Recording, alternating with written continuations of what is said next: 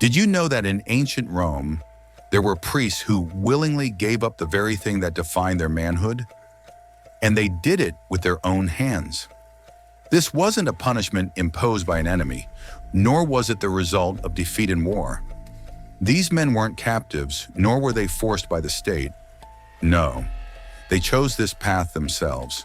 They were known as the Galli, the devoted followers of the goddess Cybele, a deity whose cult came from the East and shocked Roman society to its core.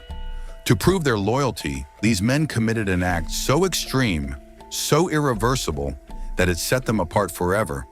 When they took vows to become priests of Cybele, they renounced their old lives, their families, their identities, and even their masculinity. And the ultimate symbol of this renunciation was the ritual removal of their manhood. It was not seen as mutilation, but as transformation. By sacrificing what made them men, they believed they were reborn into a new existence, servants of the goddess, purified through pain, blood, and loss. The ritual itself was carried out in the midst of chaos, the pounding of drums, the piercing wails of flutes, the chanting of frenzied worshipers. In this storm of sound and movement, the initiate would fall into a trance, lift a sharp blade, and do the unthinkable. For the Galli, this was not destruction, it was salvation. It was their sacred offering. Before we dive in, just a quick ask. These videos take a lot of time, research, and care to create. If you're enjoying the journey through these forgotten corners of history, please consider liking, subscribing, and leaving a hype. It doesn't cost you anything, but it means everything to the channel and helps keep these stories alive. Thank you so much. Who were the Galli? The shocking practice was not something that came from Rome itself. It wasn't born out of Roman customs, traditions, or religion. Instead, it belonged to a foreign faith, one that the Romans themselves adopted during a time of crisis, the worship of the goddess Cybele, often called the Great Mother. Cybele's cult did not originate in Italy, but in Anatolia, in the rugged landscapes of modern-day Turkey. She was a goddess of wild mountains, untamed animals, and the raw, uncontrollable forces of nature. To worship her was to embrace intensity, passion, and even chaos. For many Romans, this made her both fascinating and unsettling. At the heart of her cult were her priests, known as the Galli. They were unlike anything Rome had ever seen. To become one of them was not a simple matter of donning priestly robes or memorizing sacred hymns. It was a complete and total transformation, the renunciation of everything that tied a man to his past life. For a Roman male, identity was everything. His family name, his citizenship, his reputation, his masculinity. All of these defined his place in society. They determined his rights, his responsibilities, and the respect he could command from others. But for those who chose the path of the Galli, all of this had to be abandoned. Becoming a Gallus meant cutting ties with family, turning away from civic identity, and stepping outside the expectations of Roman manhood. These men gave up their role as husbands, fathers, landowners, or soldiers. They stripped away the social armor that Rome valued most, trading it for a new and radical kind of identity.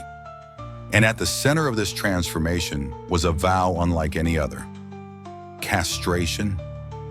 This was not seen by them as a punishment, nor as a humiliation. Instead, it was the ultimate act of devotion, a physical sacrifice that proved their loyalty to the goddess. By removing the very symbol of their masculinity, they demonstrated that they no longer belonged to the world of ordinary men. To the Galli, this sacrifice marked a rebirth. The act severed them from their old lives and brought them into a new existence as servants of Cybele. They were no longer defined by Rome's values of strength, authority, and patriarchy. Instead, they lived in complete service to a divine power greater than themselves. This choice shocked Roman society. The Galli walked through the streets in brightly colored robes, often in yellow or purple. They grew their hair long, wore jewelry, and sang in high, piercing voices accompanied by drums and flutes. Their appearance and behavior signaled that they had crossed into another world, one that Roman citizens struggled to understand. But for the Galli, this sacrifice was not about shame.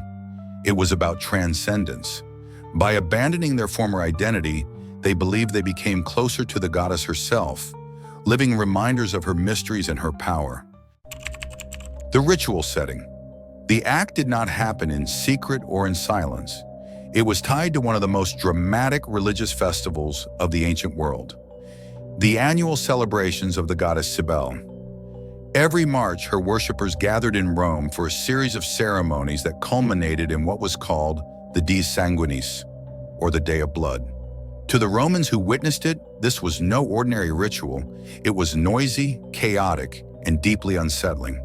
The setting itself was designed to overwhelm the senses.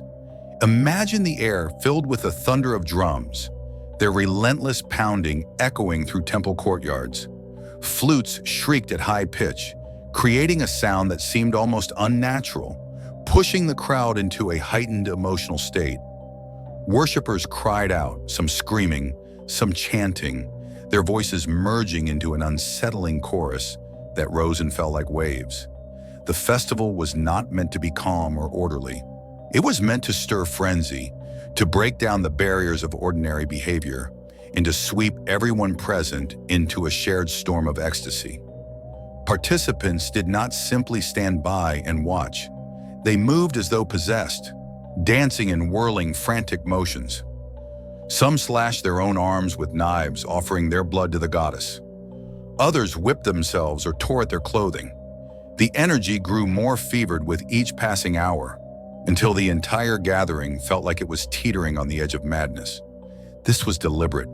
The noise, the movement, and the blood were all part of preparing the mind for something beyond reason. For the men who sought initiation into Cybele's priesthood, this was the moment they had been waiting for. Amid the chaos, they would begin to lose themselves in the collective frenzy. Their breathing quickened, their eyes glazed, their bodies moved without control. Ancient writers describe how the atmosphere worked almost like a trance, drawing initiates into a state where the ordinary rules of fear and hesitation no longer applied. The beating drums, the wailing pipes, and the cries of the crowd drowned out rational thought, replacing it with a single overwhelming impulse: devotion to the goddess. It was in this heightened state that the most extreme act of worship occurred. Seized by ecstasy, initiates reached the breaking point of their ritual journey. They believed that only through an ultimate sacrifice, the offering of their very manhood, could they fully dedicate themselves to Cybele. Some ancient accounts say this moment came suddenly, as if inspiration struck like lightning. Others suggest it was planned, but carried out in such frenzy that it seemed spontaneous. Either way, the transformation was understood to be both physical and spiritual. The Day of Blood was not simply a spectacle, it was a passage. To the crowd, it was proof of the priest's absolute devotion, a terrifying yet awe-inspiring display of faith. To the initiates themselves, it marked the instant when they ceased to be ordinary men and became servants of the goddess. The frenzy, the music, the blood, all of it combined to create a ritual setting where reason collapsed and devotion demanded the unimaginable. The act itself. Ancient writers describe the ritual act as something both horrifying and awe-inspiring, a moment of religious frenzy so extreme that outsiders could barely comprehend it. To the Romans watching from a distance, it seemed like madness. To the men inside the cult, however, it was the highest expression of devotion to their goddess. When the time came, the initiate was not calm, not measured. He was swept up in a storm of music, chanting and ecstatic dancing. Drums pounded like thunder, flutes shrieked with an almost unearthly pitch, and the surrounding crowd roared in frenzy. In this whirlwind of sound and movement, the man entered a trance-like state where ordinary fear seemed to vanish. At the height of this ecstasy, he would suddenly reach for a sharp object. Ancient sources mention different tools. Sometimes it was a ritual knife made of flint, other times nothing more than a broken shard of pottery. Whatever the weapon, it did not matter. What mattered was the courage, or the desperation to use it in front of the goddess and before the assembled crowd. Then came the act itself. In a moment of brutal devotion, the man would sever his own manhood, offering it as a sacrifice. To him, this was not an act of shame, but of holiness. The blood that followed was seen as sacred, a physical gift to Cybele. It was proof that he had truly renounced his old life, his family ties, his masculine role in society, and even his very identity as a Roman man. The sacrifice symbolized complete transformation. He was no longer who he had been. From that moment forward, he belonged only to the goddess. Later accounts suggest that this act might not always have been so sudden or solitary. As time passed, some initiates may have been assisted by experienced Galli, priests who had already gone through the same ritual and knew how to carry it out. But in its earliest and purest form, the ritual was spontaneous and self-inflicted. It was meant to be raw, shocking, and undeniably personal, leaving no doubt of the initiate's devotion. The remains of what had been cut away were not discarded casually. Ancient descriptions tell us that they were sometimes buried in sacred ground or even placed as offerings inside the goddess's temple itself. In this way, the sacrifice became permanent, not only in the body of the initiate, but also in the sanctuary of Cybele. To modern minds, it is almost impossible to grasp the scale of such a decision. To willingly inflict that kind of irreversible wound upon oneself in the name of faith. But within the frenzied atmosphere of the Day of Blood, surrounded by music, shouting, and religious ecstasy, it did not feel like a choice made by reason. It was a divine compulsion, a sacrifice demanded by the goddess, and one that her most devoted followers were willing to pay with their very flesh. Aftermath. What happened after the ritual was just as critical as the act itself. Survival was never certain. The human body is fragile, and in an age without modern medicine, a wound of this kind could easily mean death. To the followers of Cybele, however, the risk was part of the sacrifice. It was not simply about the act of devotion, it was about whether the goddess would allow you to live afterward. Once the terrible moment had passed, the initiate's body had to be tended to immediately.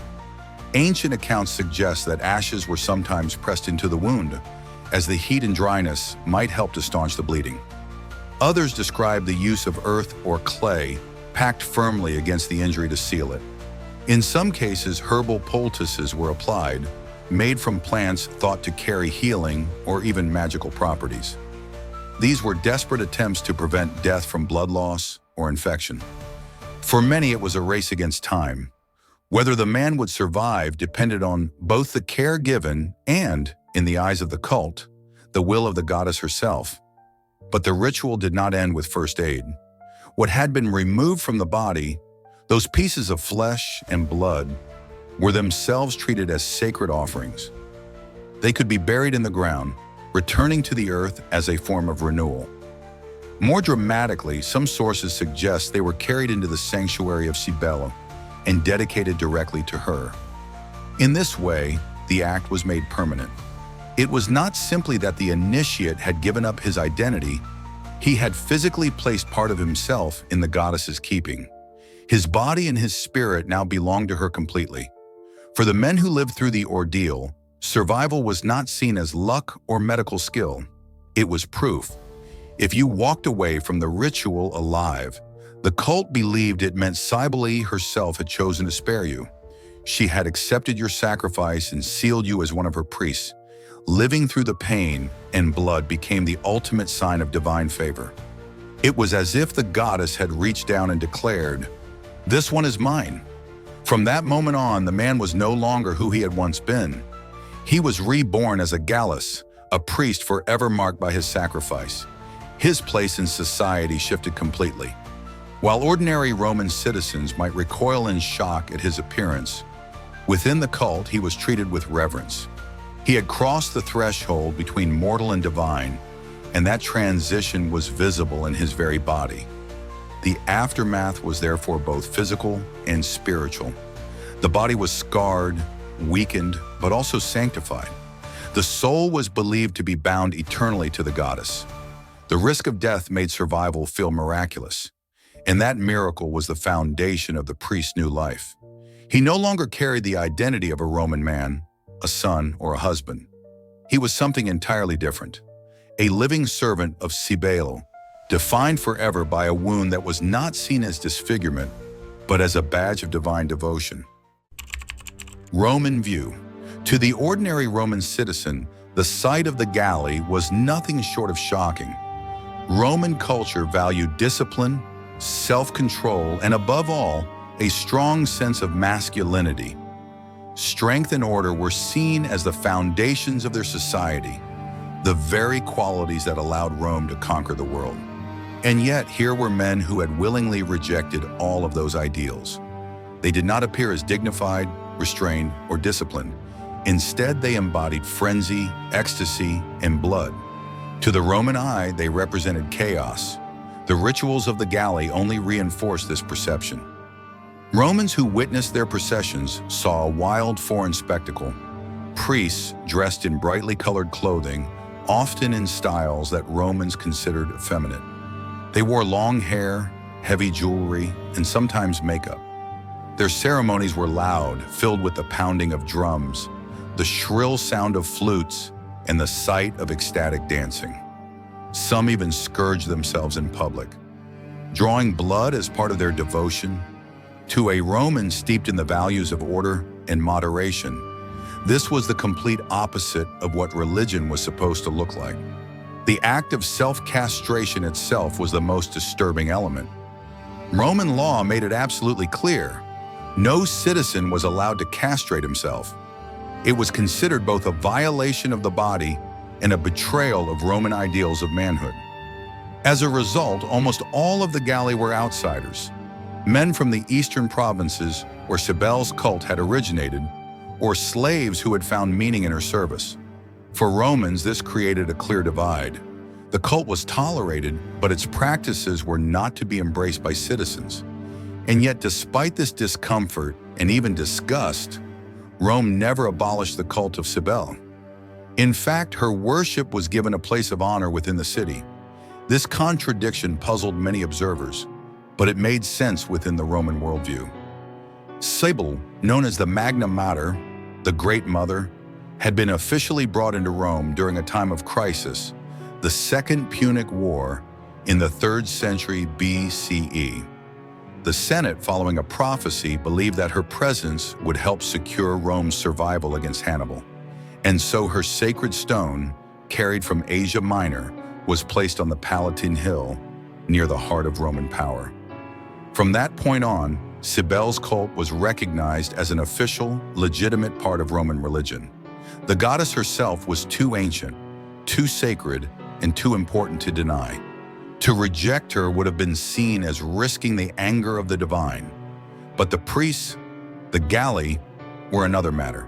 They were necessary for the rituals of the goddess, but they remained figures of unease, mistrust, and even ridicule.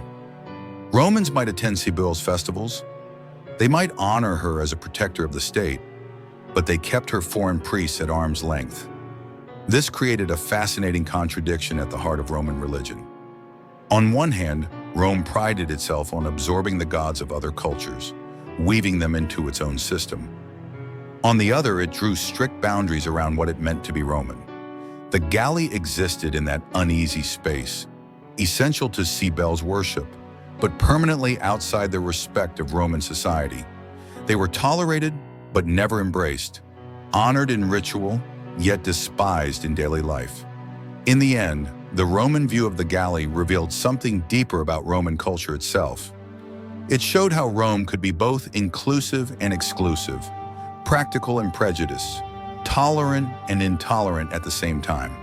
The goddess was sacred, the priests were scandalous, and in that uneasy balance, Cybele's worship continued for centuries at the heart of the empire. For the Galli, the act of giving up their manhood was not seen as mutilation, nor as humiliation. It was the highest possible offering, the ultimate sacrifice. By removing what had once defined them as men in Roman society, they symbolically erased their former selves. Every cut, every wound, was framed as a passage into a new identity. In their eyes, they were no longer ordinary men. They had been reborn as living servants of the goddess, forever marked by their devotion. To the Romans around them, however, this transformation was almost impossible to understand. Rome prized strength, discipline, and manly virtue, the very qualities that defined its legions and its empire. The Galli, by contrast, embodied something wild and chaotic.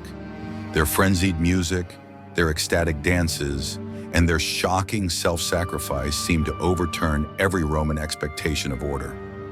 To many citizens, they were not holy men, but figures of unease, reminders of a world beyond Rome's control. They appeared foreign, dangerous, and even barbaric. And yet, to Cybele's followers, the same acts were not horrifying but sacred. Where Romans saw chaos, the faithful saw ecstasy. Where outsiders saw loss, the Galli saw rebirth. The offering of their own flesh and blood was proof of absolute loyalty, proof that nothing, not even one's body, could stand between the worshiper and the goddess. It was a shocking kind of faith, one that demanded not just prayer or ritual, but the very essence of one's being. This paradox played out in the heart of Rome itself. Among the marble temples, bustling streets, and ordered laws of the empire lived men who had renounced every Roman ideal. They were reminders that Rome, despite its power, could not erase the deep pull of foreign gods and foreign practices. The Galli were tolerated because Cybele herself was honored, yet they were always seen as outsiders, existing at the edge of what Romans could accept.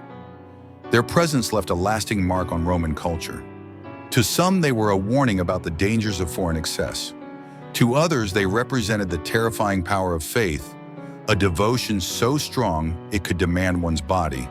And to the cult of Cybele, they were living proof that the goddess was worthy of the most extreme form of sacrifice.